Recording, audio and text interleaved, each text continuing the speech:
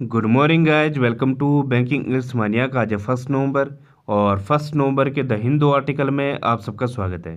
तो चलिए बिना किसी देरी के शुरू करते हैं आज का पहला वर्ड है वाइस। इसका मतलब होता है अनैतिकता या इमोरलिटी को कहा जाएगा वाइस। जब किसी के अंदर कोई कमी हो या फिर कोई रोंग हो या फिर कोई घटियापन है, उससे कहा जाएगा वाइस।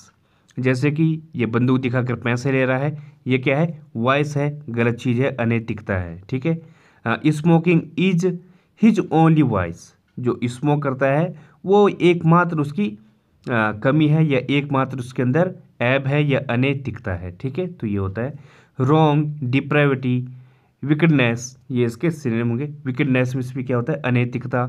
डिप्रेविटी जो आपके अंदर कमी है, ठीक है, ये होता है रॉन्ग, तो गलत है ही। टर्पिट्यूड, घटियापन या फिर अनैतिकता को कहा जाता है। विलेनी, विलेन जानते होंगे आप, क्या होता है? जो गुंडा होता है। तो विलेनी मतलब जो अनैतिक है या जिसके अंदर कोई मोरल वो नहीं है। परवर्जन, ये भी इसका एक सिनोनिम होगा। एंटोनिम क्या होगा इसका?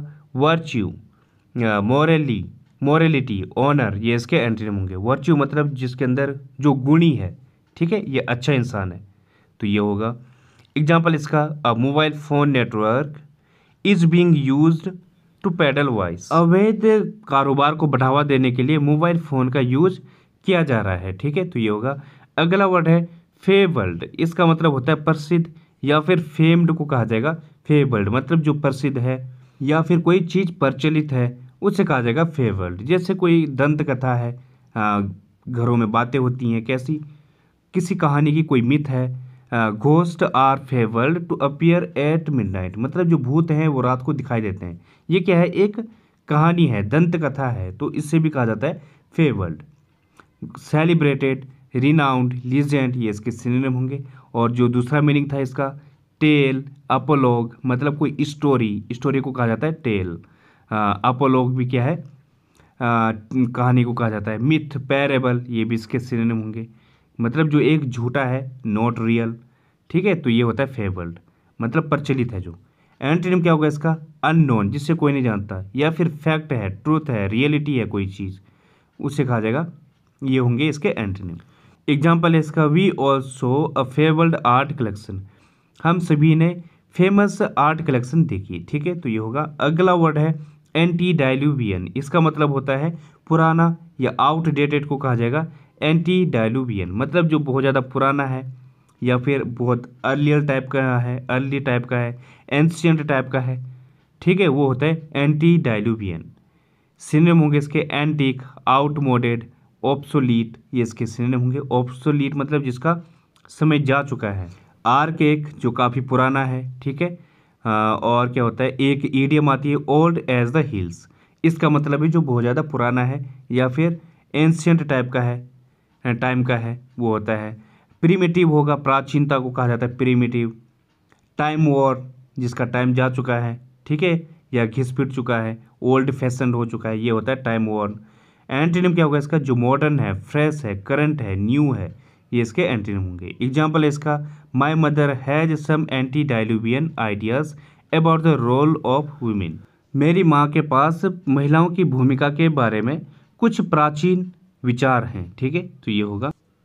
तो गैस अगला वर्ड है एक्जुबरेंस। इसका मतलब होता है उत्साह या एंथुसियाज्म को कहा जाएगा एक्जुबरेंस। जब आपके अंदर बहुत ज़्यादा उत्साह हो या फिर प्रफुल्लता है, बहुत ज़्यादा खुश हो, हैप्पी हो, ये होता है एक्जुबरेंस। या फिर आपके पास किसी चीज़ की प्रचुर मात्रा है, प्रोफ्यूजन है, कोपियसनेस है, ये भी होता है एक्जुबरेंस। ठीक है। सिनोनिम होंगे इसके बायोंसी, चीयरफुलनेस, एबुलियंस, ये इसके सिनोनिम होंगे। एबुलियंस में से भी क्या होता है? उत्साह को कहा जाएगा। और क्या होता है? ब्रियो होता है, BRIO, ये भी क्या होता है? एक अच्छा वर्ड है, इसका मतलब भी जो बहुत ज़्यादा उत्साही है। एफरवेसेंस होगा, इसका मतलब भी उत्साह होता है। वाइटलिटी, जेस्ट, ये भी इसके सिनोनिम होंगे। जो आपके अंदर किसी चीज़ को लेकर बहुत ज़्यादा उत्साही होता है, ठीक है, उत्साह होता है, तो ये होगा। अबंडेंस होगा, जो प्रचुर मात्रा में आपके पास। कॉपियसनेस है, ये भी सिनोनिम होंगे इसके। वीगर, ईगरनेस, मतलब जो उत्साह है, ये भी सिनोनिम होंगे इसके। एंटीनिम क्या होगा इसका? Gloom, inactive, inactivity, indolence, laziness, जो आपके अंदर आलसपन होता है, कोई उत्साह नहीं है, इनएक्टिविटी है, इंडोलेंस, निष्क्रिय पड़ा हुआ है।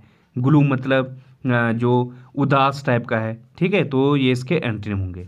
एग्जाम्पल इसका, he has a sense of youthful exuberance, उसके पास युवा जोश का एहसास है, ठीक है, तो ये होगा।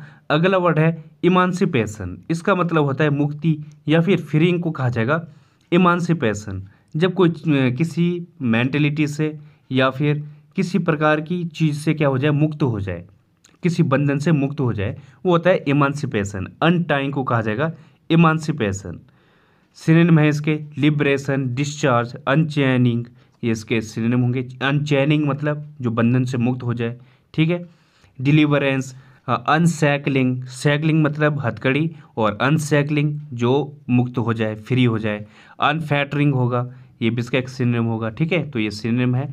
एंटोनिम क्या होगा इसका, एनस्लेवमेंट, स्लेवरी, कैप्टिविटी, कन्फाइनमेंट, ये इसके एंटोनिम होंगे। कन्फाइनमेंट मतलब किसी को कैद करना, तो कैदी को कहा जाएगा कैप्टिविटी, कोई कैद है।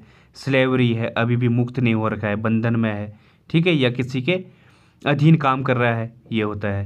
एग्जाम्पल है इसका, the social and political emancipation of women is the need of the hour, जो महिलाओं की सामाजिक और राजनीतिक मुक्ति है वो आज समय की मांग है या फिर आज ज़रूरत है, ठीक है, तो ये होगा। अगला वर्ड है इवेंटफुल, इसका मतलब होता है व्यस्त या फिर बिजी को कहा जाएगा इवेंटफुल। यहाँ पे इवेंट चल रहा है मतलब बहुत ज़्यादा व्यस्तता है, तो इवेंट से समझ आ रहा होगा, तो इवेंटफुल मतलब जो बहुत ज़्यादा बिजी है।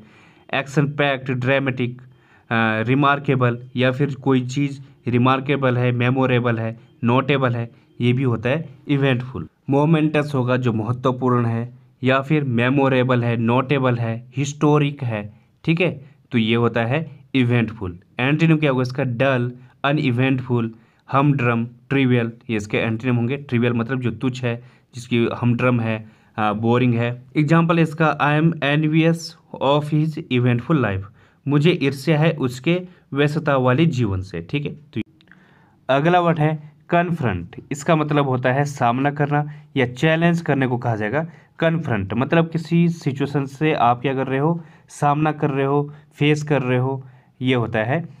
स्क्वायर अप टू कर रहे हो, अपोज, टैकल, ये इसके सिनोनिम है। टैकल मतलब किसी सिचुएशन को टैकल करना या उसका सामना करना। अपोज करना, स्क्वायर अप टू मतलब किसी का सामना करना, किसी के सामने खड़े रहना, ये होता है। एक इडियम आती है, take the bull by the horns, मतलब जो सिचुएशन है उसको बड़े ढंग से हैंडल करना या फिर उसका सामना करना, ये मीनिंग होता है take the bull by the horns. Antonym क्या होगा इसका, अवॉइड करना, डॉज करना, सरकमवेंट करना, इवेट करना। सरकमवेंट मतलब टाल मटोली करना, ठीक है, तो ये इसका एग्जाम्पल होगा। इवेट मतलब बचना, अवॉइड करना, ये इसका एग्जाम्पल, ये इसके एंटोनिम होंगे। एग्जाम्पल है इसका, he confronted the robbers as they were trying to leave, उसने जो है, जो रॉबर्स थे, जो चोर थे, उसका सामना किया जब वो बचने की कोशिश कर रहे थे, ठीक है, तो ये होगा। अगला वर्ड है फ्लीटिंग, इसका मतलब होगा क्षण भंगुर या फिर ब्रीफ को कहा जाएगा फ्लीटिंग, मतलब जो एकदम से ख़त्म हो जाए, जैसे टाइम है, टाइम इज़ फ्लीटिंग, टाइम जो है एकदम से बीत रहा है, क्षण भंगुर है कि एकदम से उड़े जा रहा है, ठीक है, तो ये होता है फ्लीटिंग। सिनोनिम होंगे इसके ट्रांजिएंट, शॉर्ट लिव्ड, एफेमेरल, ये इसके सिनोनिम होंगे। एफेमेरल में इसमें क्या होता है, क्षण भंगुर या क्षण भर। शॉर्ट लिव्ड बहुत कम है, ट्रांजिएंट में इसमें क्या होता है, क्षण भर का, तो ये होता है। टेम्पोरल होगा, एवेनेसेंट, ये भी इसके सिनोनिम होंगे, ये भी क्षण भंगुर होता है या क्षण भर। मोमेंट्री होगा, ट्रांजिटरी, ये भी सिनोनिम होंगे। ट्रांजिएंट होता है, फुगेसियस होता है, जो एकदम से भाग रहा है, ठीक है, तो ये इसके सिनोनिम है। एंटोनिम क्या होगा इसका, जो परमानेंट है, लास्टिंग है, इटर्नल है, ड्यूरेबल है, एंड्योरिंग है, ये इसके एंटोनिम होंगे। एंड्योरिंग मतलब जो काफ़ी लंबे समय तक है, ड्यूरेबल है। इटर्नल मतलब शाश्वत को कहा जाएगा, जो बहुत पुराने समय से है, चला आ रहा है, ठीक है, शाश्वत है, हमेशा के लिए है, वो होता है इटर्नल, तो ये इसके सिनोनिम होंगे। एंटोनिम के एग्जांपल होगा इसका, for a very fleeting moment I saw his face, कुछ ही क्षण के लिए मैंने उसका चेहरा देखा, ठीक है, तो ये होगा। अगला वर्ड है फ्लिप, इसका मतलब होता है प्रोत्साहन करना या मोटिवेशन को कहा जाएगा फ्लिप।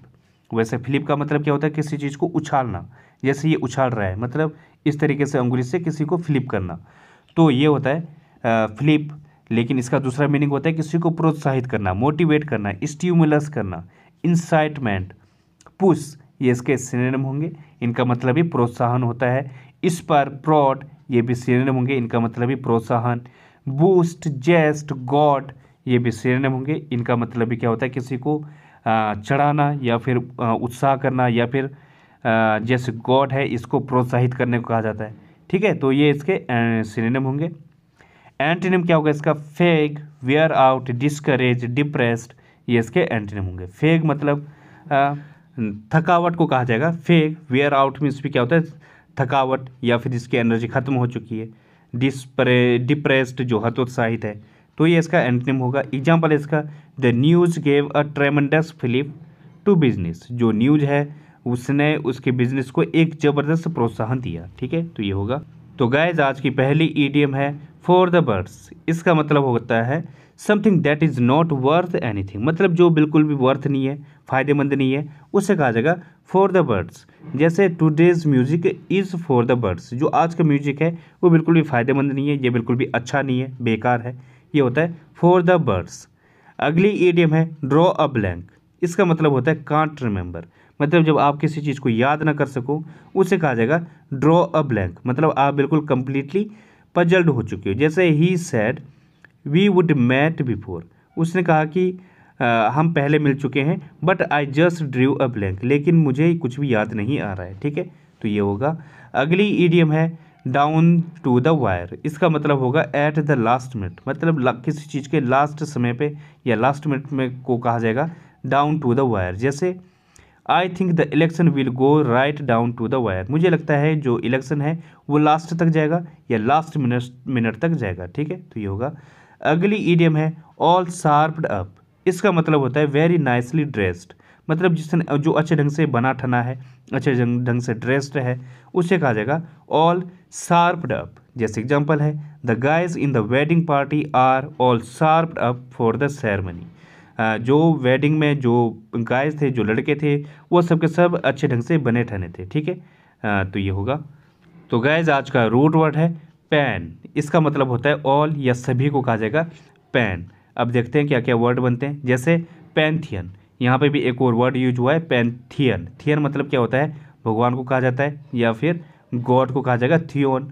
तो पैंथियन मतलब जहाँ पे ऑल द गॉड्स हैं, या देवालय को कहा जाएगा पैंथियन, यहाँ पे सभी भगवानों की पूजा होती है।